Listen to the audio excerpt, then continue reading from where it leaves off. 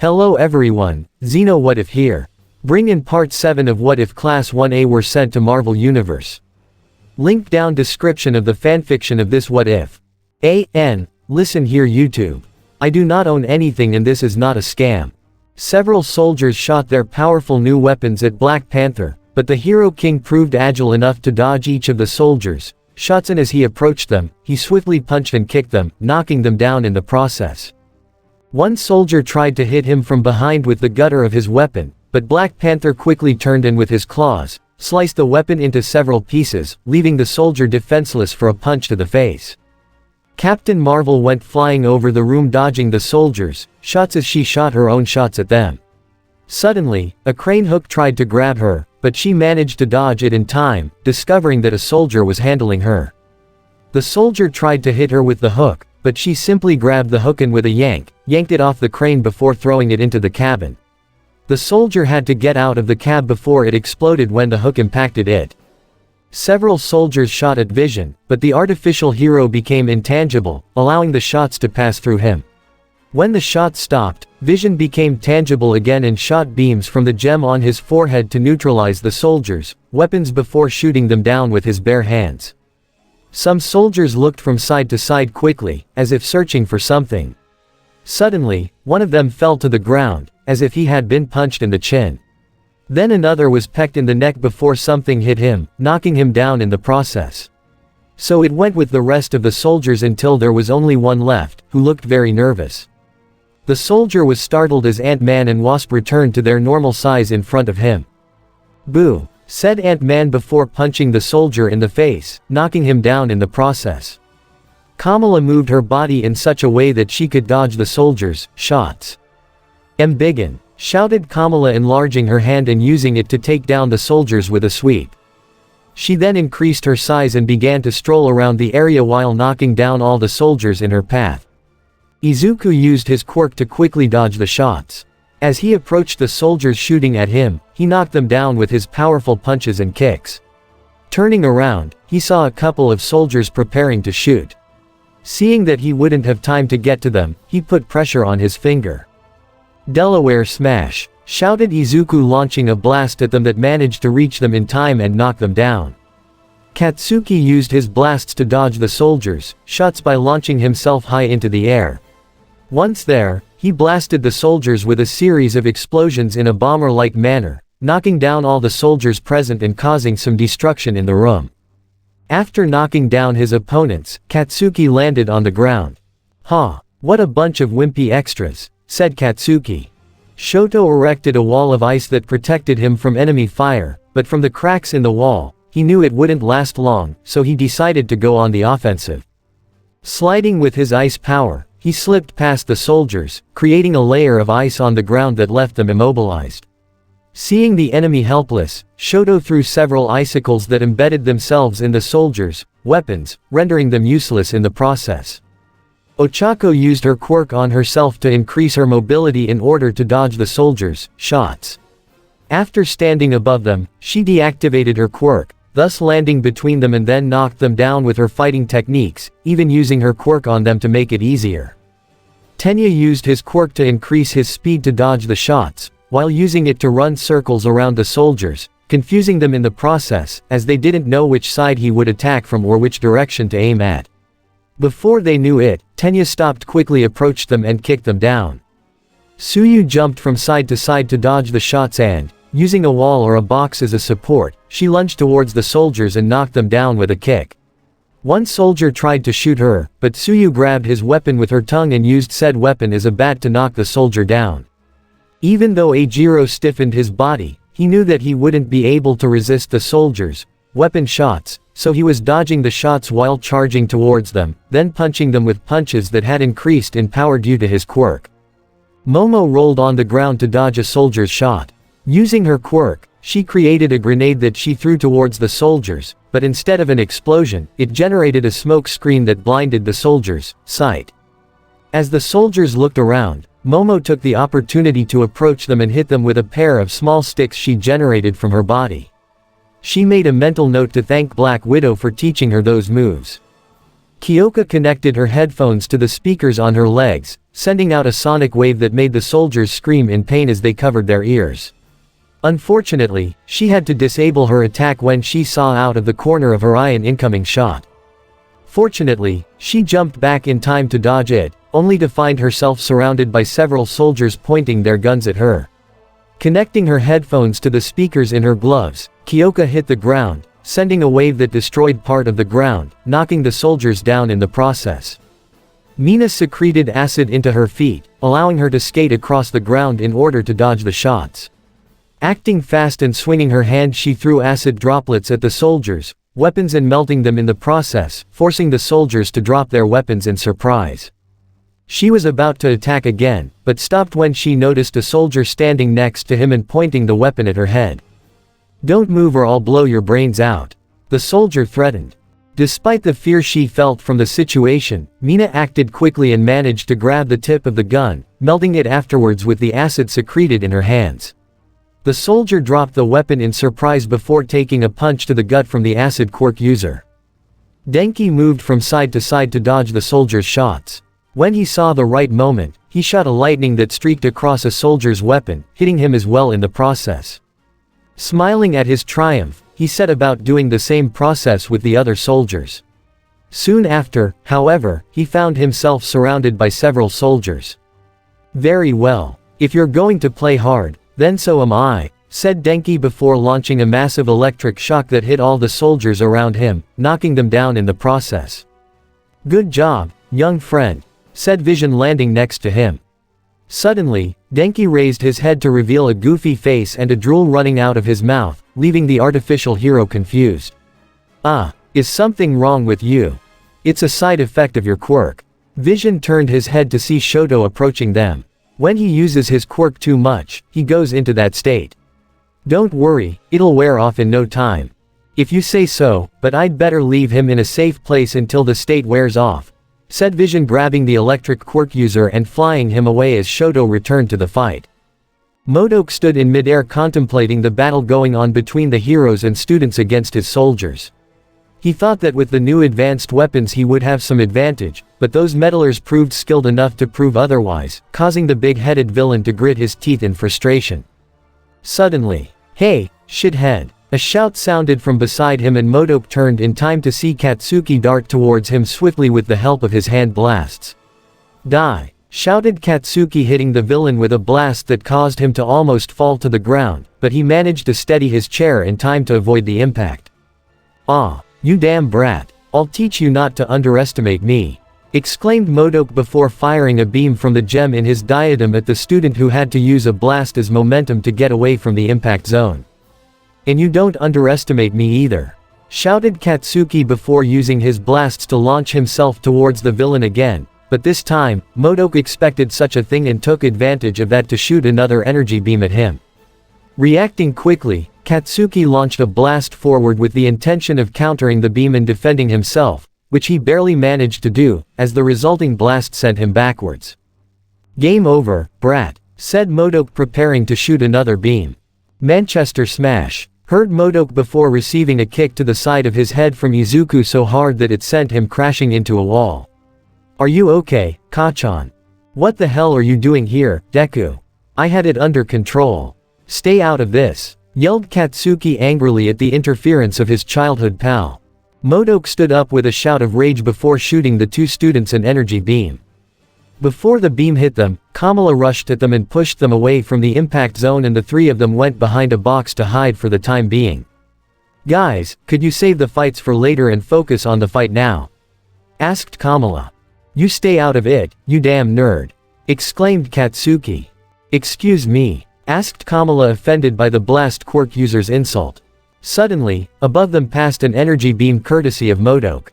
"Don't interfere. He's mine," said Katsuki before launching herself back into a fight with the villain, while the other two stared in the direction she was going.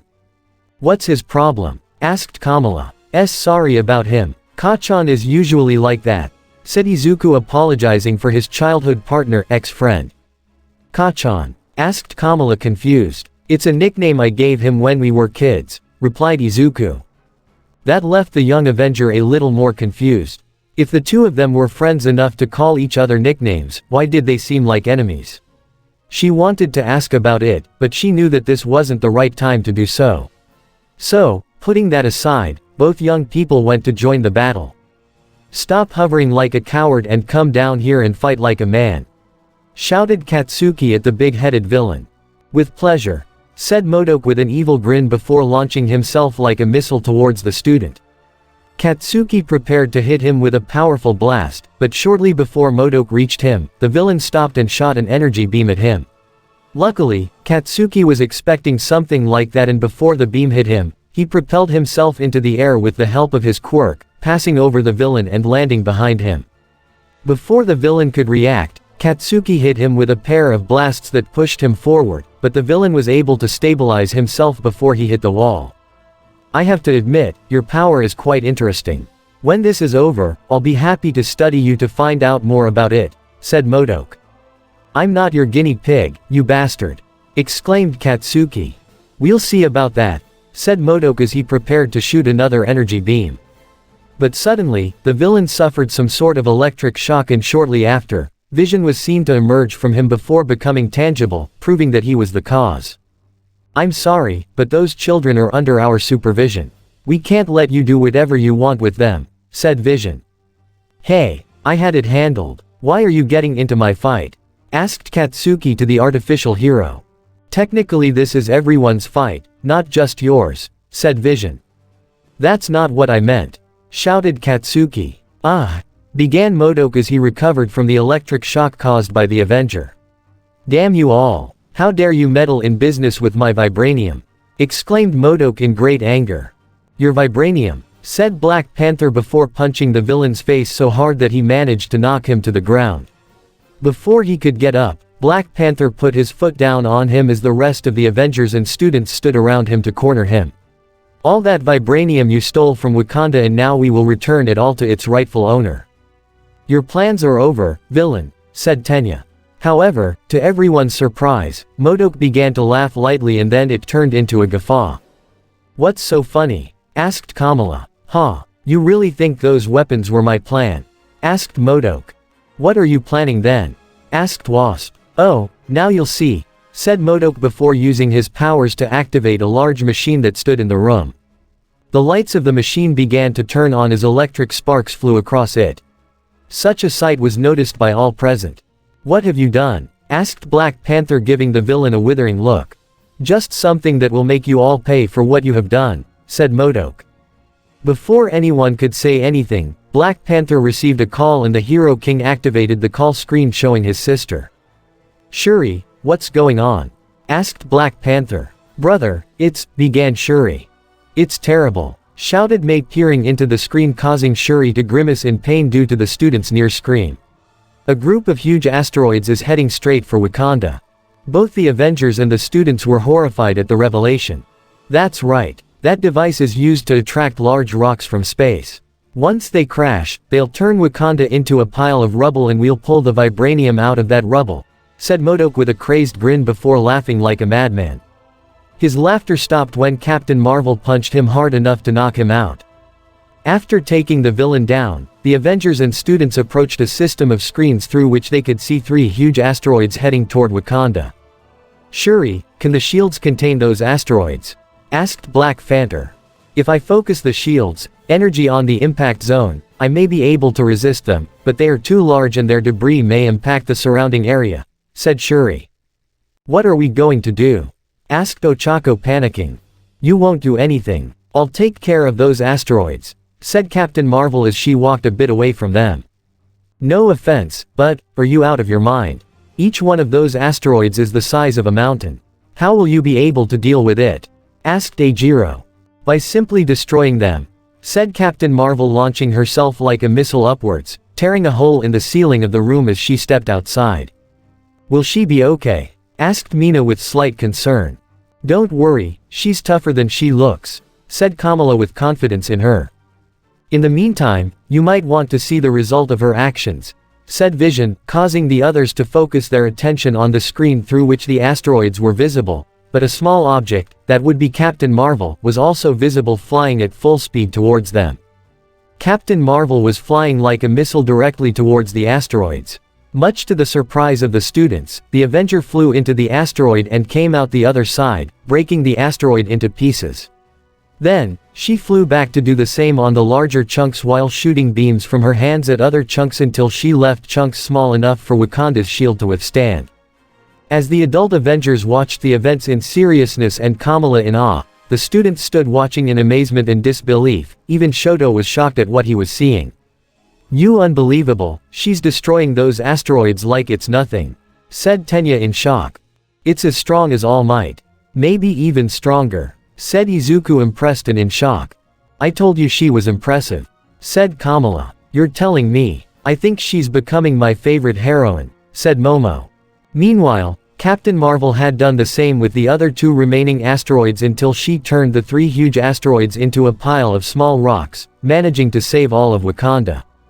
After finishing her work, Captain Marvel returned the way she did when she left the room where the others were. "Well, did I get through with it or not?" asked Captain Marvel with a smile and crossing her arms.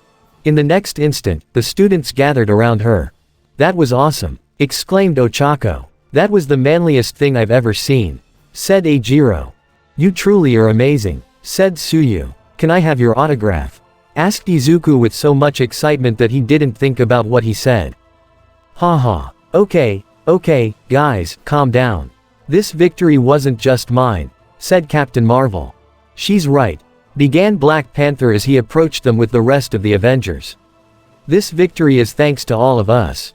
That's right. We managed to resolve the situation by all working together," Kamala said. "That's what being an Avenger is all about. Trusting each other," said Vision. The students smiled as they saw that they had won the battle against AIM and saved Wakanda. "Take that. Our first mission in this world and we won," said Denki. "I was actually a little nervous at first," said Mina rubbing the back of her head. "But in the end, we managed to overcome the obstacles and triumphed," said Kyoka. "I think this all deserves a celebration," said Ant-Man. "I agree with him on this," said Wasp. "You know what? You are right. Tell me, guys, do you feel like trying a real Wakandan feast?" asked Black Panther, receiving affirming responses from all the students, including May and Shuri, who activated the comm screen to say so. "Okay, once we make sure MODOK and his agents are in custody, we'll begin the celebration." After a couple of calls, a group of Wakandan soldiers arrived on the scene and detained all the AIM agents present, including MODOK. Black Panther informed them that they would be held until S.H.I.E.L.D. arrived to take them to a more suitable cell for them. After that, they all gathered at a large table where they had a feast to celebrate the victory and the salvation of Wakanda. Needless to say, the students thoroughly enjoyed the typical foods of the kingdom. Undoubtedly, that was a special mission for all of them and they kept thinking what more missions they could have in that world. It had been a couple of days since the students had had their mission in Wakanda with the second squad of Avengers. After that, the 12 students returned to the Avengers Tower, where even though they weren't around, they hung out entertaining themselves anyway and training. After a bit of training, the students gathered in the main room to watch some television. In that time, they were watching some news that talked about the exploits performed by various heroes, which Izuku loved. It was then that they heard a news item that caught the attention of one of them. "Today, we find ourselves at the entrance of the Tech Expo, an exhibition dedicated to showcasing the greatest technological advances of various companies," began the TV reporter. "An invention expo. We have to go there. I have to go there no matter what," said May with great joy and excitement. "Maybe we can ask one of the Avengers for permission to go there," said Ochako. "True, but we also need someone to accompany us to the exhibition.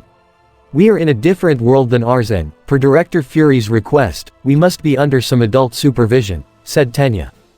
"FRIDAY, do you think any of them can accompany us to that exhibit?" asked Momo. "I'm afraid that can't be, Miss Yaoyorozu. Due to recent missions and personal and private matters, they will be absent for a couple of days," said FRIDAY. "I can't wait a couple of days. I want to go to that exhibition now," exclaimed May impatiently. "Calm down, May, you're acting like a 5-year-old," said Kyoka, trying to calm the tech nerd down. "You are in luck. Mr. Stark had an assumption that you would want to go to that expo." So he asked me to give you an exclusive pass so you can get in, said Friday. Really? If Mr. Stark was here, I would give him a big hug and big kiss, said May with a lot of excitement to go to the exhibition. The hug would be nice, but it would be weird about the kiss, commented Suyu. But we can't go alone. If everyone is busy, who will take us to the exhibition? Asked Eijiro. Mr. Stark had thought of that too. That's why he called someone he trusts to take care of you, said Friday. Who is he? Is he an Avenger? Asked Izuku with much interest in meeting another hero from that world. Let's say he's more of an ally. He tends to help them when necessary, but he prefers to go his own way, said Friday. I wonder who that could be, said Denki. Just then, the door to the room was heard to open and the students turned their gaze to the entrance to see a man with large sideburns on his face. Okay, bub, who are the brats I have to take care of? The man asked, crossing his arms. The students stared at the man curiously, as his attitude reminded them a bit of their teacher Shota Aizawa. Are you the one who will take us to the exhibition? Asked Shoto. Not because I want to. I owed the captain a favor and this is how I'll repay him, said the man. I know who you are, exclaimed Izuku, drawing the attention of the other students. You're Wolverine, one of the most famous mutants and a member of the X-Men. Former member, and I don't like that about being the most famous, said Wolverine. A mutant? Asked Mina, as Izuku told her and the other three some of the things he had discovered about that world, including mutants, who were like them, people born with powers.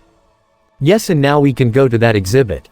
I don't have all day, said Wolverine, starting to leave the room with the students following quickly. You know, it may seem rude, but he reminds me a bit of Aizawa-sensei, said Suyu.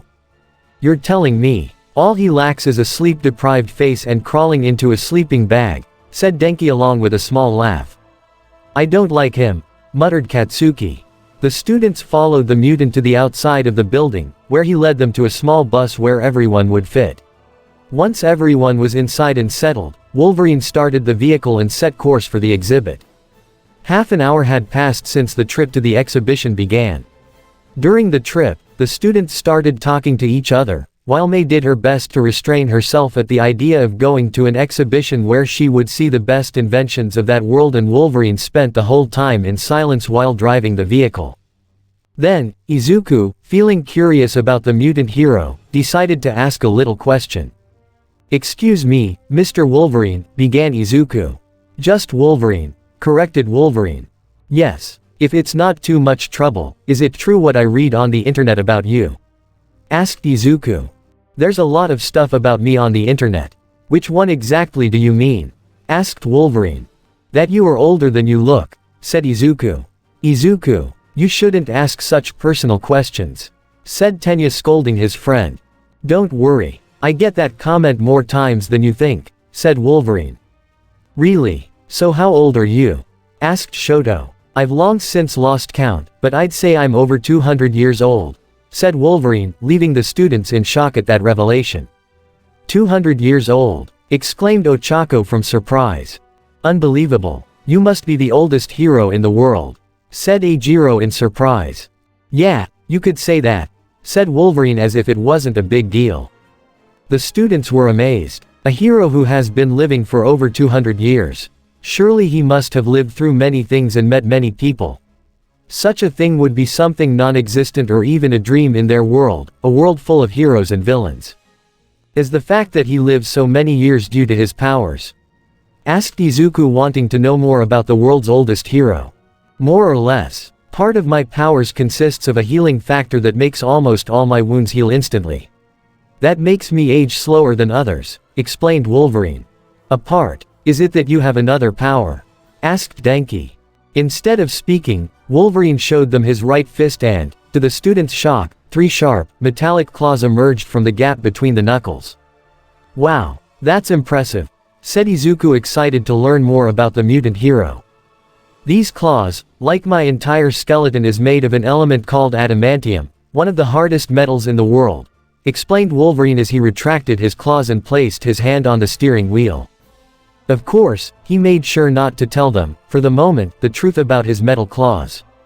Really? As hard as vibranium? asked Momo. No. I'd say it's second hardest, but it's hard enough that it can cut through just about anything, said Wolverine. Man, you're so manly, said Ajiro. By the way, before we get to our destination, began Wolverine rummaging through his pockets. Pink girl, said Wolverine catching Mina's attention. Put this on, said Wolverine throwing her an object which Mina managed to catch, discovering that it was some sort of bracelet. What is this? Asked Mina confused by the object received by the mutant hero. Put it on and press the button, said Wolverine with a commanding tone. Heeding him, Mina put on the bracelet and once she found the button, she pressed it. What happened next made the other students' mouths and eyes drop open, much to the confusion of the acid quirk user. What's the matter? Do I have monkeys on my face? Asked Mina. I could tell, said Suyu in total surprise. Just, look at yourself, said Momo pulling out a mirror from her body and handing it to her companion. Mina looked at herself in the mirror and what she saw left her petrified. Her pink skin had turned a normal shade, her hair turned black, the sclera of her eyes had turned white and her antennae had disappeared. What happened to me? I'm normal, said Mina in shock as she touched her face. What did you give her? Asked Ajiro. It's an image inducer. It's a device that produces a hologram to disguise the user's appearance, explained Wolverine. But why did you give me this? I have no problem with my appearance, said Mina. It won't be a problem in your world, but in this one things are totally different, said Wolverine. It's true. Izuku told us that the relationship between humans and mutants is quite tense, said Kyoka. That's right. Let's say, if certain people saw you, they would insult you or just lock you up for the fact that you don't look human, said Wolverine. Is that really how things are? Asked Mina saddened a little. Unfortunately, yes, said Wolverine. The students became a little depressed. They knew the situation between humans and mutants wasn't exactly the best, but they hadn't expected it to be to the point where their classmate would have to hide his appearance to protect himself. Mina felt a hand on her shoulder and turned to see Ochako giving her a gentle smile. Don't worry, Mina. It's only during the exhibition. After that, you can go back to being yourself, the one we all love, said Ochako. Mina was surprised at his words and looked at the others to see everyone giving her a smile in agreement. That made the acid quirk user feel better and a smile formed on her face. Thanks, guys. I feel much better, said Mina with a grateful smile. Wolverine was slightly surprised at how they had cheered the costumed girl up. I wish things were like that in our world too, thought Wolverine. After another while of traveling, they had finally arrived at their destination, the Invention Expo. Wolverine had packed casual clothes in the trunk of the bus for the students to wear during the exhibition so that they could blend in properly. With all said and done, the students along with the mutant hero, entered the Invention Expo thanks to Mr. Stark's passes. Needless to say, they were all impressed by how large the place was and how many things were on display. Although most of them weren't very interested in technology, they were interested in the inventions in a world where there was AI, highly advanced armor and even artificial heroes. Among them all, the most excited was Mei, since, like Izuku, she couldn't stop asking questions about every invention she came across or telling some nerdy thing. Awesome. A car that moves without wheels, said Mei as she watched a demonstration in which a car floated in the air through devices placed in the wheel areas. If I wasn't underage, I'd love to try it. Soon after, the car descended to the ground and the door opened. From inside the car, a man with a small mustache and polarized glasses stepped out. It's a nice car, but I'd change the seats a bit. These old bones aren't what they used to be, the man said as he walked away while receiving a round of applause from the crowd and Mei. For the next few minutes, the students were milling around the place, looking with wonder and interest at the inventions on display. Wolverine stood on the sidelines with his arms folded, as he, really, didn't want to be there, but he had to be because he was now in charge of watching over the otherworldly visitors. Needless to say, Katsuki was in a similar situation. Suddenly, boom! An explosion shook the whole place, and when the smoke cleared, a huge hole could be seen in the wall, but what really scared people was that a group of people entered through the hole. It got worse when a man in a cape and a helmet appeared floating in the air. Who are those? Asked Ochako. I know them. They're the Brotherhood of Mutants, a group of evil mutants who intend to wipe out humans. said Izuku, nervous about the presence of those villains. Finally. I was expecting something exciting to happen sooner or later, said Katsuki with a smile.